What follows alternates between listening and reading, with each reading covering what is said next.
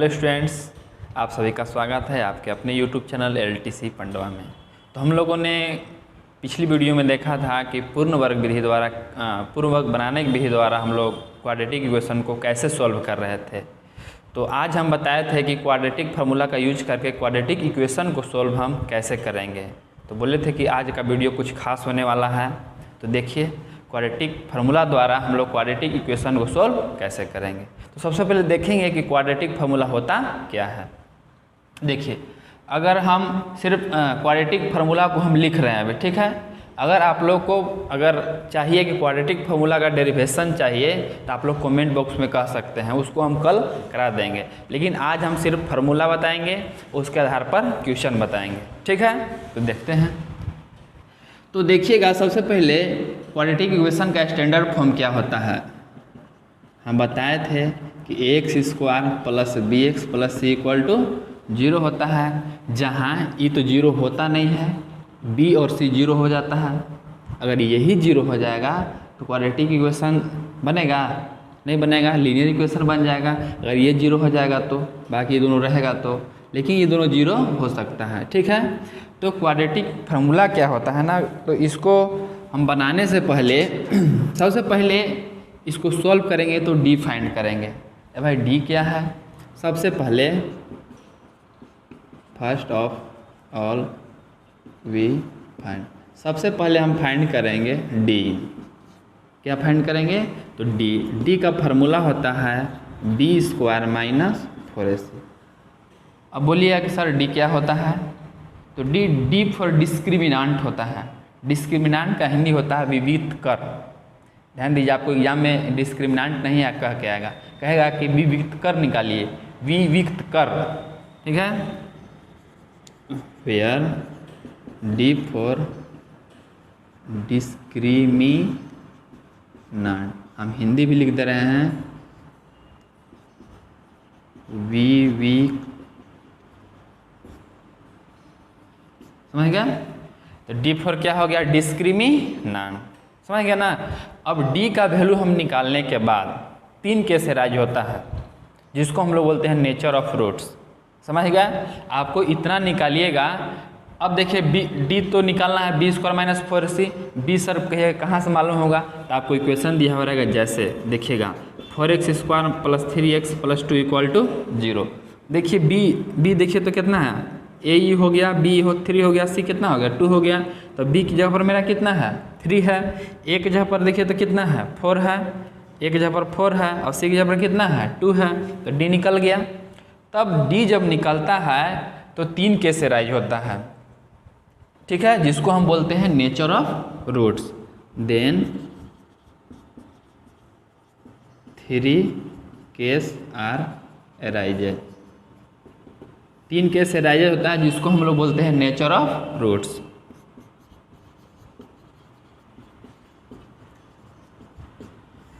मूलों की प्रकृति, ठीक है। अब देखते हैं 3 केस क्या क्या होता है। पहला, अगर हम डी का वैल्यू निकालेंगे तो या तो डी का वैल्यू 0 से बड़ा आएगा। 0 से बड़ा कहने का मतलब 1 2 3 4 5 6 7 8 9 10, ठीक है। और दूसरा केस कहता है, दूसरा केस आएगा या तो डी के वैल्यू 0 आ जाएगा, ठीक है। और तीसरा केस जो आएगा डी इज लेस देन 0, यानी कहने का मतलब माइनस में आ जाएगा, -1 -2 -3 -4 -5, इस तरह से आएगा, ठीक है। तो पहला केस क्या कहता है कि D is greater than 0। Greater than 0 हमेशा ध्यान दीजिएगा कि 0 से आपको कंपेरिजन करना है और दूसरा से कंपेरिजन नहीं करना है। तो डी का मान, पहला केस कहता है कि डी का मान 0 से बड़ा आएगा, यानी 1 2 3 4 5 आगे बढ़ता चला जाएगा। और दूसरा केस कहता है कि डी इक्वल टू 0, एकदम एग्जैक्ट 0 आएगा। और तीसरा केस जो है डी इज लेस देन 0, यानी माइनस में आएगा, -1 -2 माने 0 से छोटा आएगा, ठीक है। तो पहला केस कहता है कि d इज ग्रेटर देन 0 आएगा। तो d इज ग्रेटर देन 0 होगा तो मूलों की प्रकृति क्या होगा भाई? नेचर ऑफ रूट्स क्या होगा? इसका ये जो केस कहता है two real and different roots आएगा। आपको यही क्लियर करेगा कि आपका जो रूट्स है, आपका मूल है, कैसा आएगा, समझ रहे हैं। अब दूसरा केस कहता है डिफरेंट या डिस्टिंक्ट कर सकते हैं, दोनों कर सकते हैं। और दूसरा है डी इक्वल टू 0, इसका भी 2 रूट्स आएगा। क्यों? क्योंकि देख रहे हैं पावर ना कितना है, अगर पावर 3 रहता तो 3 मूल आता। इसका भी 2 रियल ही आएगा एंड इक्वल रूट्स, ठीक है। और तीसरा केस जो है d is less than 0, d is less than 0, इसका जो है आपको आई से फर्स्ट ईयर में आपको मिलेगा पढ़ने के लिए, ठीक ना। आपको यहाँ 2 केस पढ़ना है। अगर ये केस आपको एराइज होता है तो समझिएगा आप वहीं तक स्टॉप कर दीजिएगा, आपको एग्जाम में भी नहीं मिलेगा। अगर मिलता अगर वहीं तक छोड़ दीजिएगा तो 6 मार्क्स नहीं ना हुआ, आपको यह दोनों केस मिलेगा, आपको समझ गया ना। ताकि बनाइए और 6 नंबर लीजिए। तो ये भी में होगा 2, हाँ रियल है ना, इसमें इमेजिनरी रूट्स होगा 2 इमेजिनरी एंड डिफरेंट रूट्स, कोई दिक्कत नहीं ना है। अब थोड़ा सा देखिएगा, अब देखिए आपको स्टेप मार्किंग नंबर मिलेगा। यहाँ से यहाँ तक आप सोल्व डी निकलिए तो आपको 2 मार्क्स मिलेगा, और यहाँ से यहाँ कीजिएगा तब आपको 2 मार्क्स मिलेगा। अब 2 मार्क्स आपको मिलेगा आपको मूल निकालने का जो फार्मूला है, उससे अगर मूल निकालते हैं तो आपको 2 नंबर मिलेगा। तो अब रूट्स के लिए फार्मूला क्या है, मूल के लिए क्या फार्मूला है? पहला फार्मूला जो है देखिए, तो फार्मूला जो है मूल निकालने का यही -b plus minus B square minus 4ac/2a, बहुत ही शानदार फार्मूला है। आपको जहाँ भी क्वाड्रेटिक इक्वेशन हल कीजिएगा आप इस फार्मूला से बहुत आसानी से सॉल्व कर लीजिएगा इसको, ठीक है। अब देखते हैं इसी को हम -b प्लस माइनस, देखिए तो बी स्क्वायर माइनस 4ac क्या लाए हैं, देखिए तो वैल्यू क्या लाए हैं, d लाए हैं, बाई क्या हो जाएगा 2a, यानी यही मेरा क्या आ गया फार्मूला आ गया, ठीक है। आपको मेनली 2 फार्मूला याद रखना है, ठीक है। और दोनों फार्मूला को, इसको और इसको आपको 10-10 बार कॉपी में लिखना है, याद है, याद करके और 10-10 बार, इसको भी 10 बार, इसको भी 10 बार लिखना है, तभी आपको याद होगा, ठीक ना। अब बाकी क्वेश्चन बनाइएगा फार्मूला का यूज करके तो समझिएगा तो याद कभी याद हो जाएगा और कभी नहीं भूलिएगा।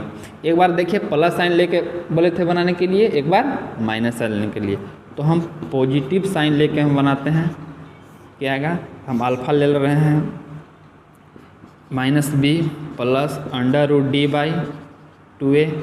अगर हम निगेटिव साइन लेके चलें तो beta equal to -b minus √d/2a, यही मेनली इसी का है, इसी को एक बार प्लस लिए हैं, इसी को एक बार माइनस लिए हैं, ठीक है। देख लीजिए अब देखिए हम क्वेश्चन सॉल्व करेंगे ना, इस स्टेप बाय स्टेप आपको सॉल्यूशन करेंगे हम, ठीक ना। देख लीजिए फार्मूला। तो आइए इस फार्मूला के आधार पर हम कुछ क्वेश्चन करते हैं, देखिएगा। क्वेश्चन था 4.3 का, दूसरा का पहला में कहा था कि आप पहला क्वेश्चन का जितना भी क्वेश्चन है ना उसको क्वाड्रेटिक फार्मूला पर आप सॉल्व कीजिए। तो हम एक क्वेश्चन सॉल्व कर दे रहे हैं और बाकी क्वेश्चन आपको होमवर्क में दे देंगे, आप लोग बनाइएगा, ठीक ना। देखिए इसको जो बनाने का तरीका है जैसे बता रहे हैं उसे स्टेप बाय स्टेप बनाइएगा, आपको 6 नंबर कोई नहीं रोकेगा, ठीक। देखिएगा यहाँ देखिए तो a कितना है मेरा 2 है, b बराबर कितना है -7 और c बराबर कितना है 3, एकदम आराम से समझना है ना। अच्छा बात कहे थे कि आप फर्स्ट ऑफ ऑल सबसे पहले हम फाइंड करेंगे d, तो d का फॉर्मूला क्या है आप लोग तो याद किए होंगे, बताइए क्या है, यही ना, d equal to B square minus 4ac, यही था ना। देख लीजिएगा अब कहें कि 10-10 बार लिखना है, 10 बार इसको 10 बार उसको, तभी याद रहेगा ना, तो भूल जाइएगा। b की वैल्यू देखिए कितना है -7 का स्क्वायर -4, एक जगह पर कितना है 2 है और c के जगह पर कितना है 3 है, माइनस का स्क्वायर कीजिए प्लस 7 49, 4 दूनी 8, 8 3 24, यानी d का वैल्यू कितना आएगा, 9 में से 4 घटाइए 5, 4 में से 2 घटाइए 2। देखिए तो बताया था कि 3 केस एराइज होगा आपका, पहला या तो डी का वैल्यू जो आएगा 0 से बड़ा आएगा, और दूसरा केस है कि आपको एग्जैक्ट 0 आ जाएगा, और तीसरा केस कहता है आपको डी इज लेस देन 0, यानी डी का मान जो है आपका निगेटिव आ जाएगा। तो देखिए, तो निगेटिव पॉजिटिव 0 कौन है? पॉजिटिव है, तो कहीं ना कहीं डी इज ग्रेटर देन 0 है। और हम बताए भी थे कि ये जो है आपका प्लस में है ना, प्लस में है। तो अब देखिए, आपको हमेशा हम बताया था कि 0 से कंपैरिजन करना है, तो लिखेंगे मूलों की प्रकृति, मूलों की प्रकृति यानी नेचर ऑफ रूट्स। ठीक है, अब क्या है भाई नेचर ऑफ रूट्स? अब क्या कहता है कि d is greater than 0, d का मान है 0 से क्या है? बड़ा है। ठीक, अब देखिए d का मान जब 0 से बड़ा है तो उधर क्या लिखे थे? 2 रियल एंड डिफरेंट रूट्स, मतलब इस समीकरण के 2 वास्तविक और असमान मूल होंगे। एक बार फिर से देखिएगा, इस समीकरण के 2 वास्तविक तथा असमान मूल होंगे, या कह सकते हैं कि भिन्न भिन्न मूल होंगे। ठीक है, तो देखिएगा क्या लिखेंगे। इंग्लिश में चाहता तो इंग्लिश में लिख लीजिएगा, हिंदी में चाहिएगा तो हिंदी में लिखेंगे। चूँकि d इज ग्रेटर देन 0 है, इसलिए इस समीकरण के 2 वास्तविक तथा असमान मूल होंगे, या इंग्लिश में लिखना चाहते हैं 2 रियल एंड डिफरेंट रूट्स। समझ गया? इतना भी लिए कोई दिक्कत नहीं है। अब आते हैं यहाँ के बाद, यही मूलों की प्रकृति, आप इतना लिखिएगा ना तो आपको 2 नंबर मिल जाएगा, और इतना कीजिएगा तो आपको क्या नंबर मिलेगा? 2 नंबर। अब हम सॉल्यूशन करते हैं।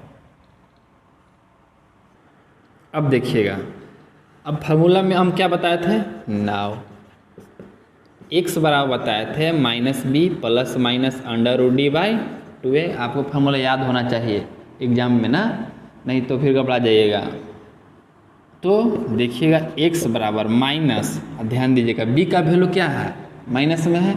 अब आपको देखिएगा स्टूडेंट कहाँ गलती करते हैं, ई माइनस हुआ कि एक को माइनस लिखेंगे, क्योंकि पहले से ना माइनस है फार्मूला में, अब बी का भी वैल्यू माइनस में है, तो -7 प्लस माइनस √d। डी का वैल्यू कितना लाए हैं? 25 लाए हैं। अब सर ये क्या है? 0। हम 0 से कंपैरिजन किए हैं, समझ रहे हैं? 0 से क्या किए हैं? कंपैरिजन। और वास्तविक जो वैल्यू है डी का कितना है? 25। ए का वैल्यू बताइए? 2 है। x = माइनस माइनस प्लस हो गया, 7 प्लस माइनस 25 का वर्गमूल आप लोग बता दीजिए कितना? 5/2 दूनी 4।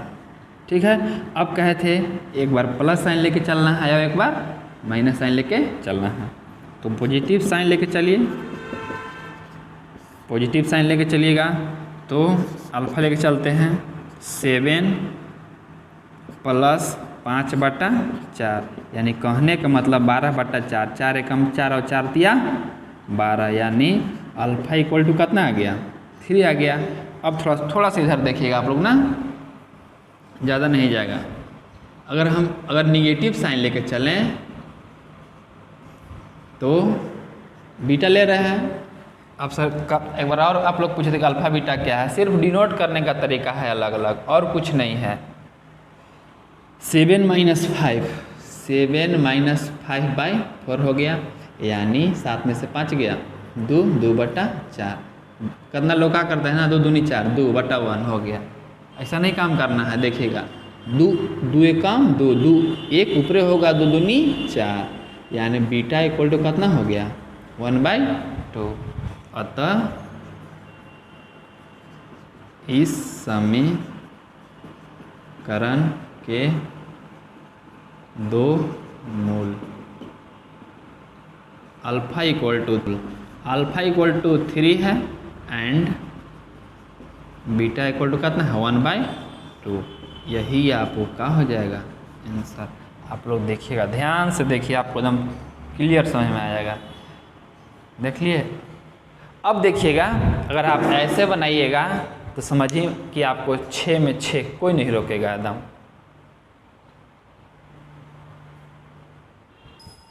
अब देखिए हम एक क्वेश्चन और सॉल्व कर रहे हैं, बहुत ही अच्छा क्वेश्चन है जो कि आपको जैक में बहुत बार पूछा हुआ है।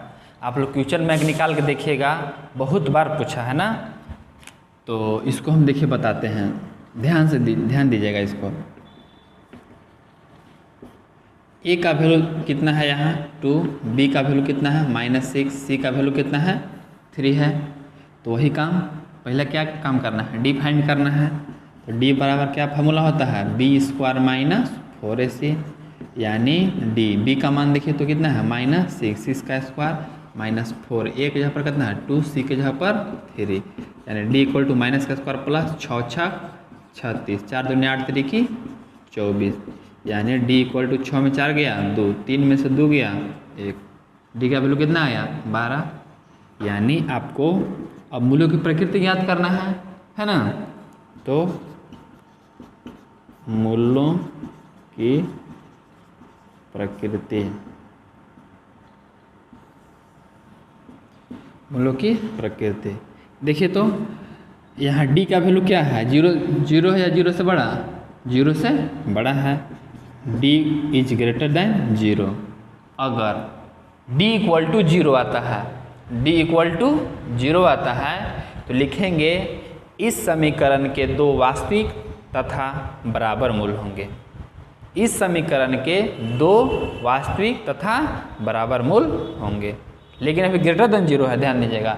तो इसमें लिखेंगे इस समीकरण के 2 वास्तविक तथा असमान मूल होंगे।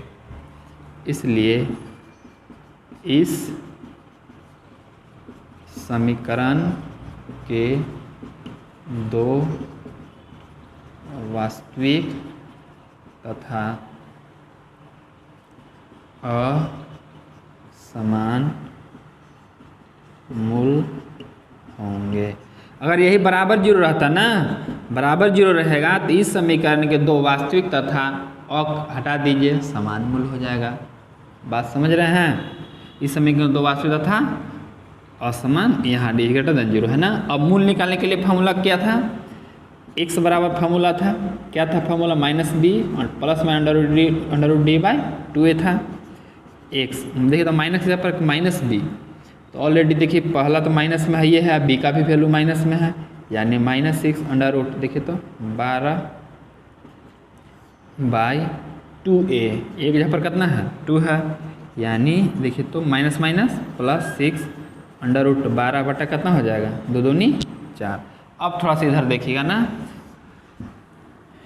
x बराबर कितना लोग पता है क्या करते हैं, गलती कहाँ करते हैं, यहाँ से काट देंगे 2 दूनी 4 और 3 दूनी 6, 3 + -√12/2। कभी भूल के मत कीजिएगा ऐसा काम, बहुत लोग ऐसा करते। हम होमवर्क देते हैं ना तो आप लोग ऐसे ही करके आप लोग आते हैं, लेकिन हम यहाँ देखिए हम बता समस्या आप लोग कहाँ आता हम बता दे रहे हैं, ठीक ना। तो अब देखिए 6 + √12 को आप तोड़िए, 12 को आपको अभाज्य गुणनखंड करिए, 2 2 6 12, 2 तिहाई 6, यानी कि 2 × 2 × 3, 2 इसमें निकल जाएगा और 3 का वर्गमूल नहीं निकाल रहा है तो इसको रूट में छोड़ दीजिए, यानी 2√3। किसको लिखे हैं हम, √12 को लिखे, समझ रहे हैं। देखिए तो 2√3/2, कितना था 4 था ना, 4 था। अब एक बार प्लस साइन लेके चलें, एक बार माइनस साइन। अगर हम पॉजिटिव साइन लेके चलते हैं तो अल्फा = 6 + 2√3/4, यानी अल्फा = देखिए 6 को हम 2 × 3 लिख सकते हैं क्या, क्यों ऐसा लिखे, क्योंकि 2 2 का हो जाएगा, कॉमन हो जाएगा, है ना। 2 2 कॉमन ले लीजिए, यानी 3 + √3/4, यानी 2 दूनी 4, यानी अल्फा = 3 + √3/2। यहाँ तो आपका आ रहा था 3 + -√12/2 आ जा रहा था, लेकिन देखिए कितना है 3 + √3/2, ये प्लस साइन लेने पर आया। अगर हम माइनस साइन लेके चलेंगे तो थोड़ा सा यहाँ देख लीजिएगा आप लोग, निगेटिव साइन लीजिएगा तब क्या आएगा, यानी बीटा अल्फा लिए है ना, तो बीटा देखिएगा 6 माइनस 2√3, 6 माइनस 2√3/4, यानी बीटा इक्वल टू 6 को 2 × 3 फिर लिखे तो 2 फिर क्या हो जाएगा, कौन हो जाएगा 3 माइनस √3/4, यानी 2 बार में कटा, यानी बीटा इक्वल टू 3 माइनस √3/2। अतः कर दीजिए यहाँ, अतः 2 मोल alpha equal to 3 plus √3/2 and beta equal to 3 minus √3/2। यही क्या हो गया आपको आंसर, देख लीजिए। तो आप लोग का काम क्या है, आज के लिए होमवर्क जो है यही 4 क्वेश्चन है, जिसमें हम आपको 1-2 क्वेश्चन बता दिए हैं। आपको क्या करना है, चारों क्वेश्चन को एक बार फिर से एक वो बनाइएगा, ठीक ना, और आंसर आप बुक में से मिला लीजिएगा, ठीक ना। और भी हम 2-4 क्वेश्चन देंगे, है ना, ये 4 हो गया, और 2-4 क्वेश्चन देंगे। अगर 4 और 4 8 बना लिए ना, तो आपके लिए बस इतना ही है, समझ गए। इतना बना लेंगे तो आपको 6 नंबर से इतना से आगे नहीं जाएगा, तो इतना बनाइएगा। आज के लिए यहीं तक बस, थैंक यू।